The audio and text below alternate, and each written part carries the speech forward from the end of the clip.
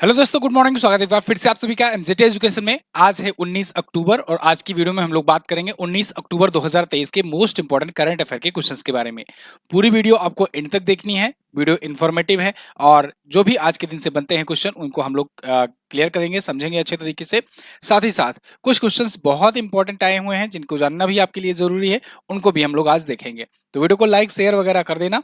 Channel पर नए आए हो चैनल को सब्सक्राइब कर लेना ऐसे ही डिटेल और कॉन्सेप्ट के साथ डेली करंट अफेयर पढ़ने के लिए। शुरू करते हैं कल के रिवीजन से। तो कल हम लोगों ने क्या पढ़ा था कि अंतर्राष्ट्रीय गरीबी उन्मूलन दिवस कब मनाया गया। तो ये 17 अक्टूबर को मनाया गया, जैसे कि मनाया जाता है हर बार। श्रमिकों के लिए न्यूनतम मजदूरी सुनिश्चित करने वाला देश का पहला राज्य बन गया है झारखंड। इसके अलावा अभी हाल ही में पीएम मोदी जी ने ग्लोबल मैरीटाइम इंडिया समिट का उद्घाटन किया है मुंबई में। और हम लोगों ने पढ़ा था मणिपुर हाईकोर्ट के नए चीफ जस्टिस बनाए गए हैं सिद्धार्थ मृदुल जी। और इसरो ने स्पेस ऑन व्हील्स प्रदर्शनी के लिए अभी हाल ही में विभा के साथ यानी विज्ञान भारती के साथ समझौता किया है। और अभी अरिंदम बागची को संयुक्त राष्ट्र में भारत का अस्थायी प्रतिनिधि के रूप में नियुक्त किया गया है। इसके अलावा भारत का पहला तिलापिया पार्वोवायरस जो है, इसका पहला मामला देखने को मिला तमिलनाडु में। महिला पुलिस स्टेशन कौन सा है? भोपाल का महिला पुलिस स्टेशन, जिसको आईएसओ सर्टिफिकेट मिला है और ये आईएसओ सर्टिफिकेशन पाने वाला देश का पहला महिला पुलिस थाना बन गया है।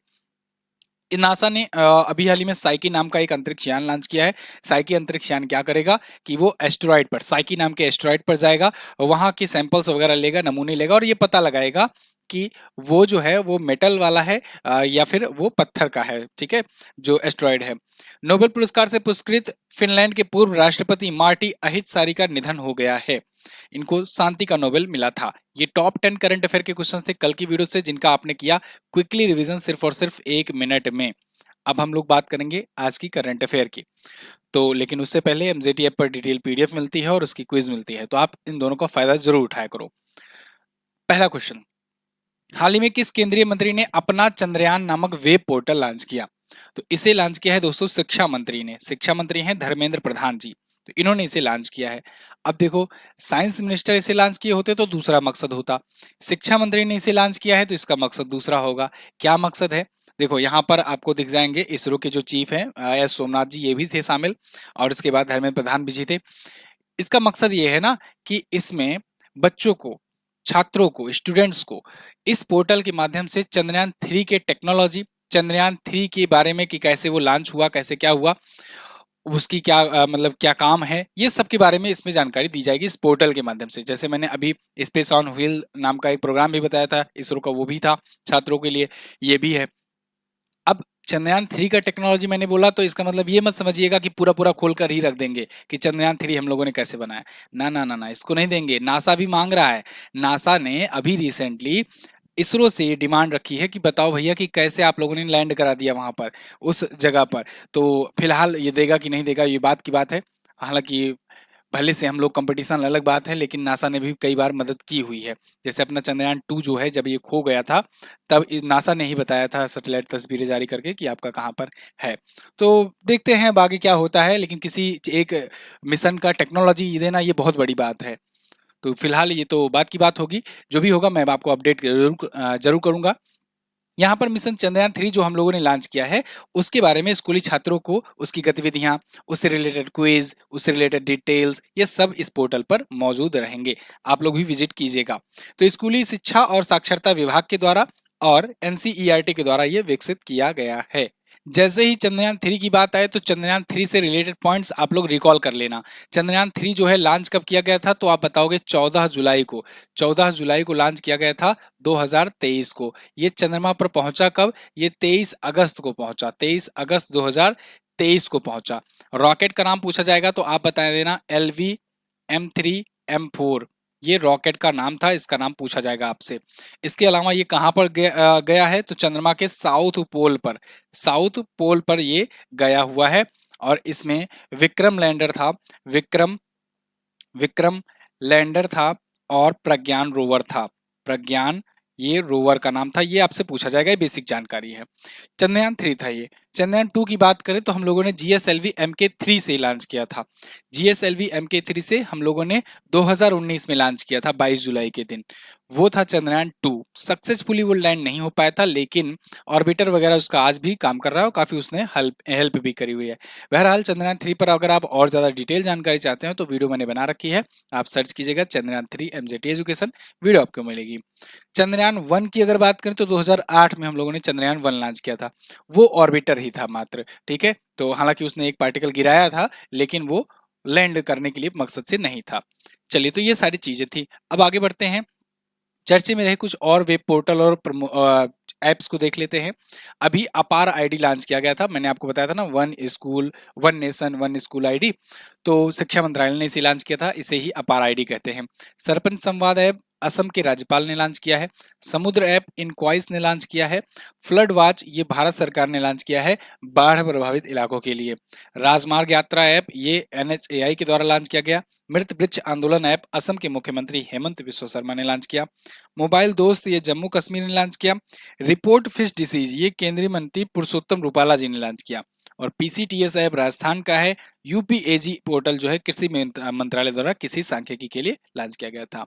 ये रिवीजन पॉइंट्स थे। ऐसे ही रिवीजन पॉइंट्स आपको इस वीडियो में कई सारे दिए गए हैं। ये रिवीजन पॉइंट्स आप लोग के लिए लाए जाते हैं जिससे आप लोग बार बार चीजों को रिकॉल करते रहो। जैसे जो लोग रेगुलर स्टूडेंट होंगे, जो पुराने होंगे, उनको इसके नीचे का सब कुछ लगभग लगभग याद हो गया होगा अब तक। इतनी बार मैंने इसको रिकॉल करवा दिया है। आप लोग भी ऐसे, जो लोग नए आए हो, वो लोग ऐसे डेली का डेली देखते रहो, आपको ये सारी चीजें याद हो जाएंगी, ठीक है। ये सिर्फ एक ही चीज में बता रहा हूँ, ऐसे ऐसे आपको बहुत सारे मुद्दों पर अभी रिवीजन पॉइंट मिला करेगा रोज के रोज अगर आप देखोगे तो। 27 से 29 अक्टूबर के बीच किस राज्य सरकार द्वारा श्री अन्न महोत्सव आयोजित किया गया? तो श्री अन्न महोत्सव दोस्तों ये उत्तर प्रदेश सरकार ने लॉन्च किया है और इसको मनाने की बात कही है कि 27 से 29 अक्टूबर तक मनाएंगे। तो आज तो 19 अक्टूबर है, 27 से 29 अक्टूबर यानी 3 दिनों तक मनाया जाएगा, 27, 28 और 29 अक्टूबर। ये श्री अन्न महोत्सव मनाने का कारण क्या है, मकसद क्या है, उद्देश्य क्या है? तो इसका उद्देश्य ये है कि जो मोटे अनाज होते हैं ना, या जैसे बाजरा वगैरह हो गए, तो इनके प्रति लोगों में अवेयरनेस फैले, लोग इनका ज्यादा से ज्यादा यूज करें।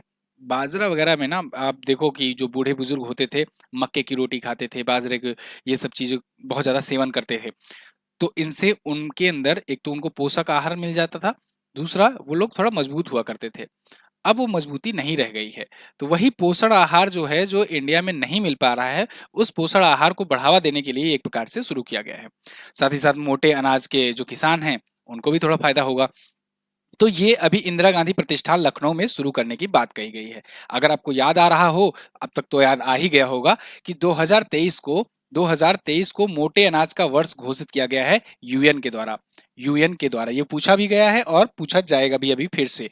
यूएन के द्वारा द्वारा मोटे अनाज का वर्ष घोषित किया गया है। ये भारत के ही रिकमेंडेशन पर घोषित किया गया था। मोटे अनाज का वर्ष घोषित किया गया है 2023 के पूरे पूरे साल को। अच्छा, मोटे अनाज की और पोषण की हम लोग बात ही कर रहे हैं, तो यह भी याद रखना कि सितंबर महीने को हम लोग राष्ट्रीय पोषण माह के रूप में मनाते हैं और पहले वीक को राष्ट्रीय पोषण सप्ताह के रूप में मनाते हैं। ये भी ध्यान रखना जी। चलो, तो बाकी मैंने आपको सब बता दिया है। तो 3 दिवसीय श्री अन्न महोत्सव होगा यूपी गवर्नमेंट के द्वारा। यूपी अगर आप मैप में देखोगे तो यहाँ पर दिखेगा। यूपी के CM है योगी आदित्यनाथ जी, गवर्नर है आनंदीबेन पटेल जी। आगे बढ़ते हैं। हाल ही में भारत का कौन सा एयरपोर्ट विश्व का नंबर 1 पंक्चुअल एयरपोर्ट बना? तो विश्व का नंबर 1 पंक्चुअल एयरपोर्ट, पंक्चुअल मतलब कि टाइम का पाबंद, समय का पाबंद। तो समय का पाबंद, दुनिया में सबसे ज्यादा समय का पाबंद एयरपोर्ट अगर है आज के टाइम पर, तो वो है कौन सा? कैंपेगौड़ा इंटरनेशनल एयरपोर्ट, जो कि कहां पर है? बेंगलुरु में है। कैंपेगौड़ा जी को बेंगलुरु का संस्थापक कहा जाता है। उन्हीं की अभी मूर्ति भी स्थापित की गई है। नाम क्या है? स्टैच्यू ऑफ प्रॉस्पेरिटी, याद रखना वो भी। तो कैंपेगौड़ा जिन्हों जो कि बेंगलुरु के संस्थापक थे, उन्हीं के नाम पर ये एयरपोर्ट का नाम रखा गया है। तो ये बेंगलुरु में है और ये समय का सबसे ज्यादा पाबंद है। मतलब आप देखते होगे अक्सर ट्रेनें ही नहीं, भारत क्या विश्व में भी ट्रेन ही नहीं, फ्लाइट्स भी बहुत लेट होती हैं। तो फ्लाइट्स जब लेट होती हैं तो डिले होती हैं, तो उसके पीछे कारण भी वहां का भी ट्रैफिक रहता है। एक लेट हुआ तो उसके चक्कर में दूसरी लेट होगी, दूसरे के चक्कर में तीसरी, तो ऐसा सब जगह चलता है। लेकिन यहाँ पर ये जो लोग कहते हैं ना, कैंपेगौड़ा वाले, ये कहते हैं हमारे यहाँ उतारना तो कायदे से उतारना, टाइम से उतारना, ठीक है, क्योंकि हम हैं भैया समय के सबसे ज्यादा पाबंद। तो ये रिपोर्ट अभी हाल ही में ये जारी हुई है। इस रिपोर्ट को जारी किया है सीरियम ने। टॉप 3 मोस्ट पंक्चुअल एयरपोर्ट, इसमें ना 2 भारत के हैं, टॉप 3 में ही 2 भारत के हैं, ये भी एक अच्छी बात है। एक तो केम्पेगौड़ा सबसे ऊपर है, दूसरे पर है यूएसए का Salt Lake City international airport. Rajiv Gandhi international airport Hyderabad का ये तीसरे स्थान पर है। आगे बढ़ते हैं। हाल ही में विश्व स्वास्थ्य शिखर सम्मेलन 2023 कहां पर आयोजित हुआ? तो विश्व स्वास्थ्य शिखर सम्मेलन, वर्ल्ड हेल्थ समिट, ये कहां पर हुआ है? ये हुआ है बर्लिन में। Very very most important, Berlin Germany में पड़ता है और यहीं पर ये विश्व स्वास्थ्य शिखर सम्मेलन आयोजित किया गया। 15 से 17 अक्टूबर तक ये आयोजित हुआ। डिजिटल माध्यम से आयोजित हुआ, यानी कि वर्चुअली लोग जुड़े, इसमें हिस्सा लिए। इसकी थीम रखी गई थी a defining year for global health action, ये थी इसकी थीम। ऑब्वियस सी बात है, इस समिट में डब्ल्यूएचओ भी शामिल होगा, डब्ल्यूएचओ के ही तत्वाधान में, उसके ही सहयोग से ये आयोजित किया जा रहा है। तो डब्ल्यूएचओ यानी कि वर्ल्ड हेल्थ ऑर्गेनाइजेशन, इसके बारे में बेसिक जानकारी तो आपको बिल्कुल पता होना चाहिए कि 7 अप्रैल को 1948 में इसकी स्थापना हुई थी। 7 अप्रैल को ही इसलिए हम लोग मनाते हैं विश्व स्वास्थ्य दिवस। विश्व स्वास्थ्य दिवस। टेड्रोस एधनोम जो है, ये वर्तमान में इसके प्रमुख हैं डब्ल्यूएचओ के, ठीक है। और इन्हीं को तो अभी ओलंपिक कमेटी ने सम्मानित किया था। यहां पर इस समिट में भारत ने क्या किया? भारत ने 75/25 नाम की एक पहल शुरू कर दी। 75/25 का पहल क्या मतलब हुआ? इसका मतलब हुआ कि 2025 तक हम लोग उच्च रक्तचाप यानी कि high BP, high blood pressure और मधुमेह यानी डायबिटीज, इनसे जो पीड़ित हैं वो 75 मिलियन व्यक्तियों की जांच करेंगे और उनके मानक देखभाल प्रदान करेंगे। ऐसी रिपोर्ट्स में दावा किया जाता है, बताया जाता है कि इंडिया में ना करोड़ों ऐसे लोग हैं जिनको डायबिटीज है, लेकिन उनको पता भी नहीं है कि उनको डायबिटीज है, ठीक है। High blood pressure, low blood pressure है, लेकिन उनको पता भी नहीं है कि ऐसा कुछ है, ठीक है। तो लक्ष्य है 2025 तक क्या किया जाए? 75 मिलियन से ज्यादा लोगों को चेक किया जाए। तो ये भारत ने टारगेट रखा है। फिलहाल शिखर सम्मेलनों की बात आई है तो कुछ और शिखर सम्मेलन को हम लोग देख लेते हैं। जैसे अभी ग्लोबल मैरीटाइम इंडिया समिट हुआ मुंबई में, पीएम मोदी ने इसका उदाहरण किया। 9वीं G20 की संसदीय अध्यक्ष शिखर सम्मेलन यानी कि पार्लियामेंट्री शिखर सम्मेलन हुआ, इसीलिए इसे P20 कहा जाता है। तो नई दिल्ली में ये हुआ, नई दिल्ली के यशोभूमि में। हेवा का इंटरनेशनल होम टेक्सटाइल शिखर सम्मेलन वाराणसी में हुआ। 13वां हिंद प्रशांत सेना प्रमुखों का सम्मेलन, तो ये हुआ नई दिल्ली में। पहला वैश्विक हल्दी सम्मेलन ये हुआ मुंबई में। अंतर्राष्ट्रीय वकीलों का सम्मेलन ये पहला था, पहला संस्करण था, इसलिए इंपॉर्टेंट हो जाता है, नई दिल्ली में हुआ और ये भी पहला था। 43वां एशियान शिखर सम्मेलन जकार्ता इंडोनेशिया में हुआ। ब्रिक्स शिखर सम्मेलन ये हुआ जोहानसबर्ग में, 15वां संस्करण था, साउथ अफ्रीका में। अंतर्राष्ट्रीय शिक्षा शिखर सम्मेलन दुबई में हुआ, यूएई में। और 5वीं विश्व कॉफी समिट ये हुई बेंगलुरु में, जो भारत में सबसे ज्यादा कर्नाटक का उत्पादक क्षेत्र है। अगला, हाल ही में मिली जानकारी के अनुसार भारत कब तक चांद पर कदम रखने की योजना बना रहा है? Very very most important question. PM Modi ji ने भारत के इसरो के साइंटिस्टों को 2 नए टारगेट्स दिए हैं। पहला टारगेट तो ये है कि 2035 तक हम लोग खुद का एक अंतरिक्ष स्टेशन बना लें। 2035 तक, जैसे इंटरनेशनल स्पेस स्टेशन है ना, इंटरनेशनल स्पेस स्टेशन क्या है? बेसिकली एक ऐसा रुकाव, एक ऐसा पड़ाव अंतरिक्ष में जहां से भी बहुत सारी चीजें एक्सप्लोर की जाती हैं, साइंटिस्ट वगैरह वहां जाते हैं, वहां पर भी काम करते हैं। तो इंटरनेशनल स्पेस स्टेशन 1998 में बहुत सारे देश, रसिया, अमेरिका, ये सब मिलकर के लॉन्च किए थे, कनाडा वगैरह। लेकिन अब वो 2030 तक गिरा दिया जाएगा प्रशांत महासागर में। फिलहाल हम लोग अपना खुद का लॉन्च करें 2035 तक, ये अपना टारगेट होना चाहिए। उसके बाद दूसरा टारगेट ये दिया है पीएम मोदी ने कि 2040 तक हम लोग चांद पर व्यक्ति को भेज सकें, यानी चांद पर कदम रख सकें। तो चांद पर कदम रखने का जो टारगेट है, जो सपना है, वो लक्ष्य है, वो 2040 तक दिया गया है। तो इसरो जो है चांद पर अभी रोवर उतारा है, लैंडर उतारा है, वहां पर लैंडर चलाया है और अब वहां पर मनुष्य को भी उतारेगा। ये है इसरो का टारगेट। कब तक उतारेगा? 2040 तक चांद पर, ठीक है। और 2035 तक क्या होगा? हम लोग का अपना खुद का एक स्पेस स्टेशन होगा अंतरिक्ष में। तो ये सारी बातें अभी 17 अक्टूबर को पीएम मोदी जी ने कही।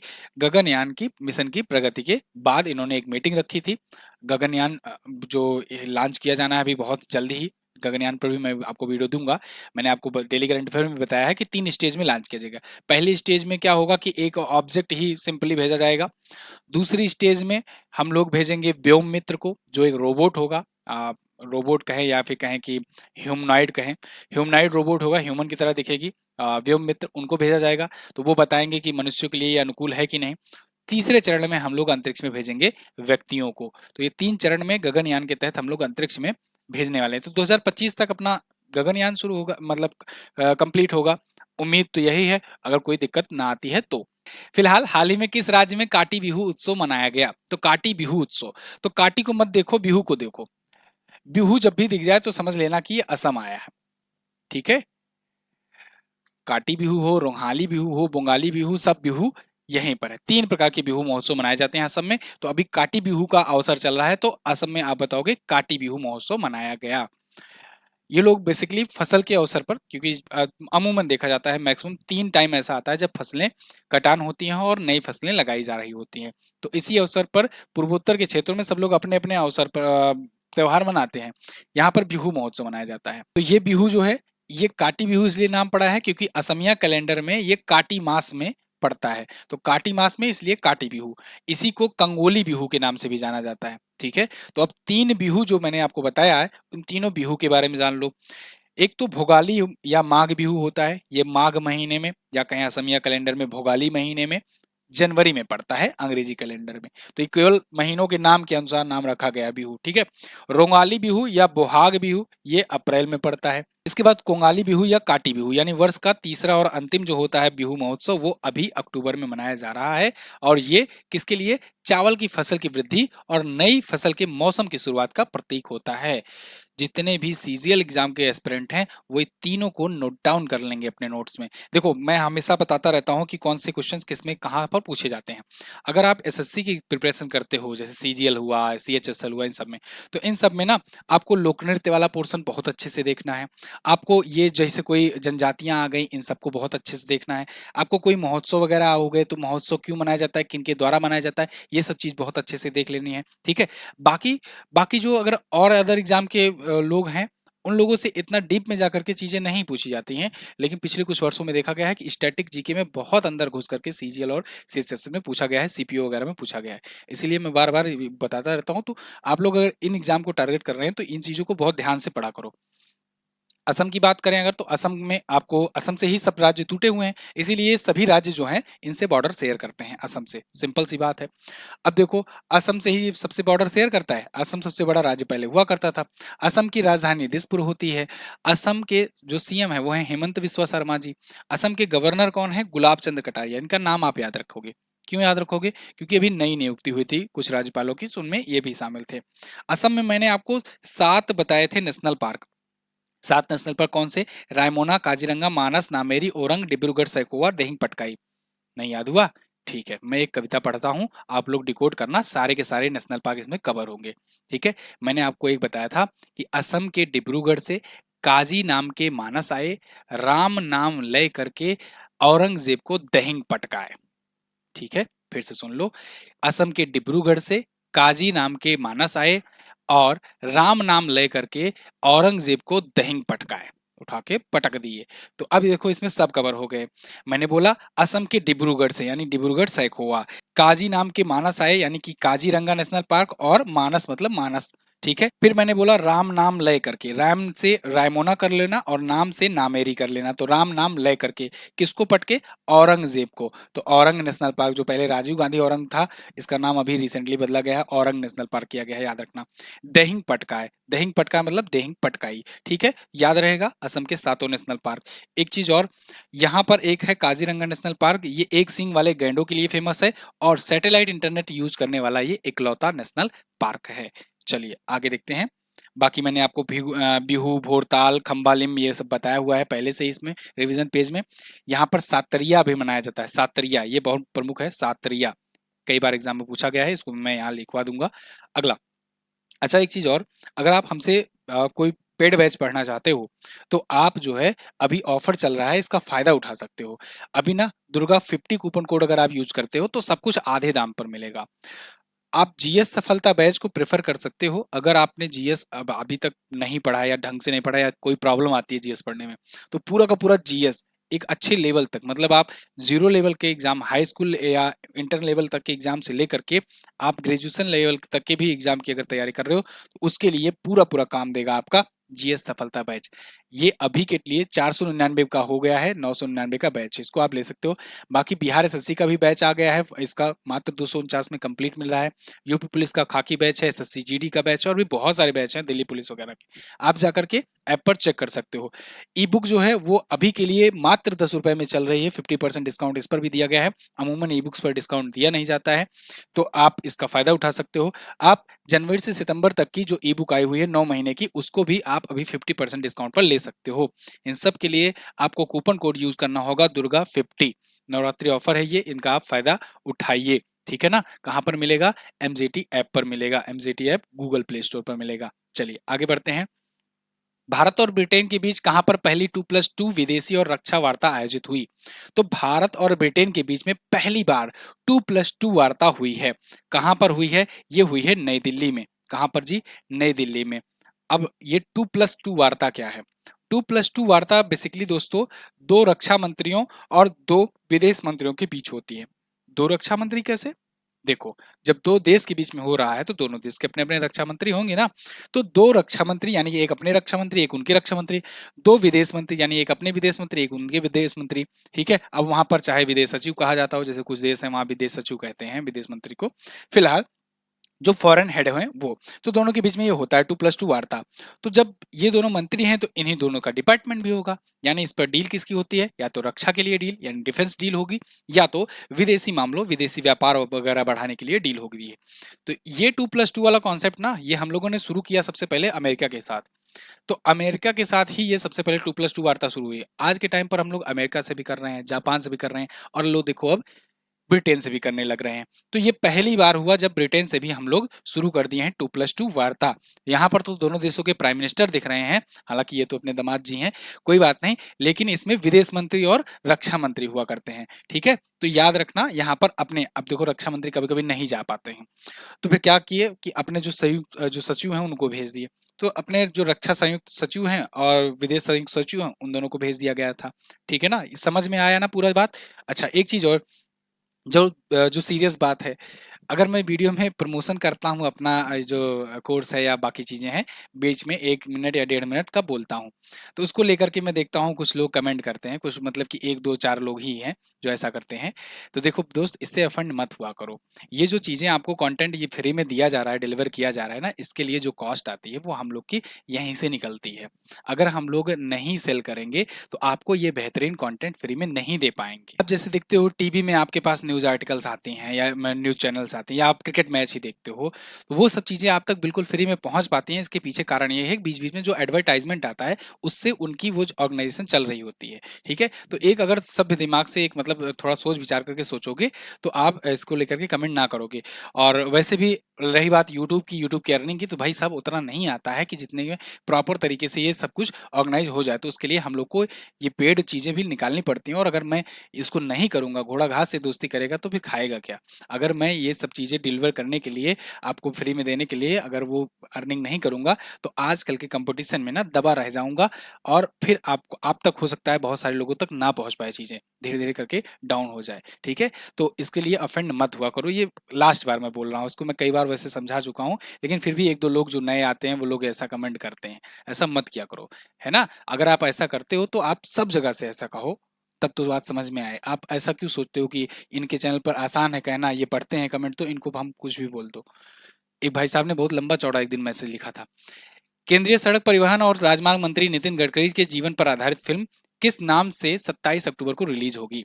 तो देखो, ये फिल्म आ रही है नितिन गडकरी जी के नाम पर, नितिन गडकरी जी की लाइफ पर बन रही है।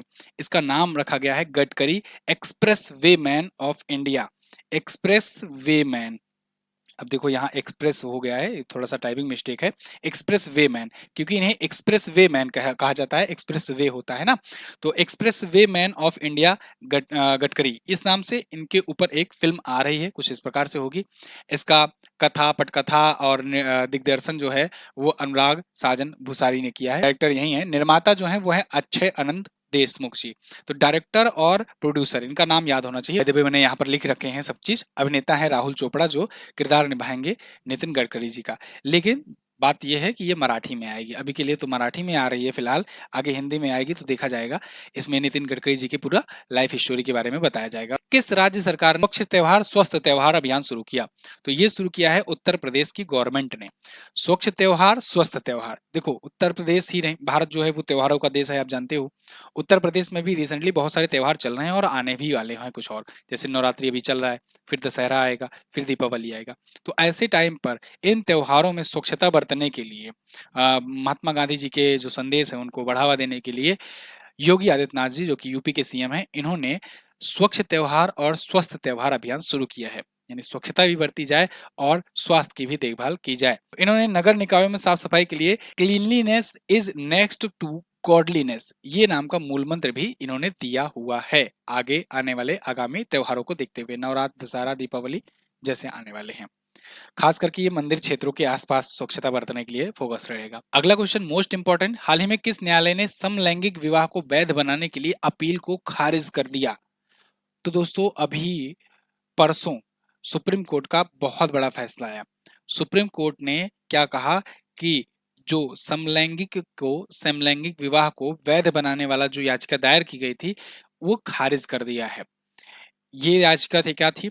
इस याचिका के तहत समलैंगिक विवाहों को भारत में वैध माना जाएगा, लेकिन ये याचिका खारिज कर दी सुप्रीम कोर्ट, यानी कि ये वैध नहीं रहेगा। तो इससे एलजीबीटीक्यू कम्युनिटी को थोड़ा सा झटका तो लगा है, थोड़ा क्या बहुत बड़ा झटका लगा है।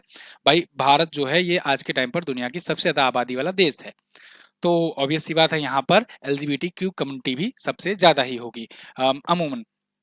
तो ऐसे में इनको ये हुआ है। हालांकि इन्होंने कुछ बातें बहुत अच्छी कही हुई हैं जिसके पीछे उन्होंने तर्क दिया था, मैंने इसको शेयर भी किया था आर्टिकल आपके सामने व्हाट्सएप चैनल पर, आप लोग पढ़ भी लीजिएगा।